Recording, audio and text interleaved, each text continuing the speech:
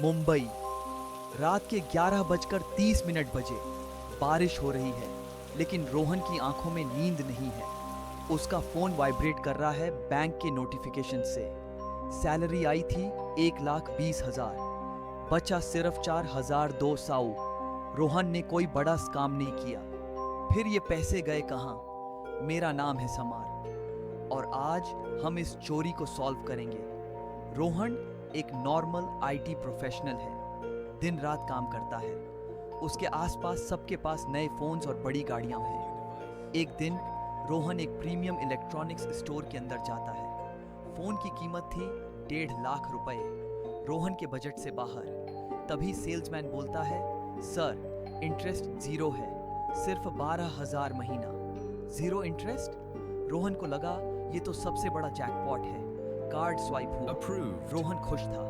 उससे लगा deal free है। तुम्हारा दिमाग 1.5 लाख देने में डरता है, पर 12,000 में खुश होता है। इसे कहते हैं पेन ऑफ पेइंग को बाईपास करना।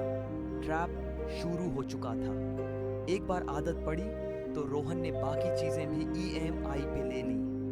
लैपटॉप, स्मार्ट टीवी, ब्रांडेड कपड़े, सब कुछ नो कॉस्ट पर। रोहन को लगा सब कंट्रोल में है, पर असल गेम अब शुरू होता है। चलिए इस नो कॉस्ट IMI का सच समझते हैं। ध्यान से देखना। पहला झूठ, अगर कैश दोगे तो डिस्काउंट मिलता है। IMI पर नहीं, जो डिस्काउंट आपको मिलना था वो बैंक को इंटरेस्ट के रूप में गया, और US इंटरेस्ट पर आप हर महीने 18% GST देते हो। हर EMI पे दो 100 रुपए प्रोसेसिंग फी। ये अलग से चोरी है, और अगर एक भी पेमेंट मिस हुई तो पेनल्टी रेट है 42%। तो इस ट्रैप से बाहर कैसे निकले? नोट कीजिए 3 रूल्स। रूल 1, 20% कैश बफर, पूरे पैसे इमरजेंसी फंड में रखो।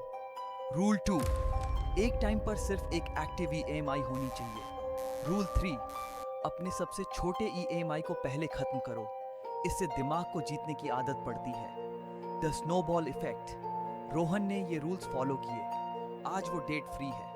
रोहन की फाइल तो क्लोज हो गई, पर आपकी सेफ है, क्योंकि अगला केस इससे भी बड़ा और खतरनाक है। द होम लोन ट्रैप, जिससे लोग 30 साल की सजा समझते हैं।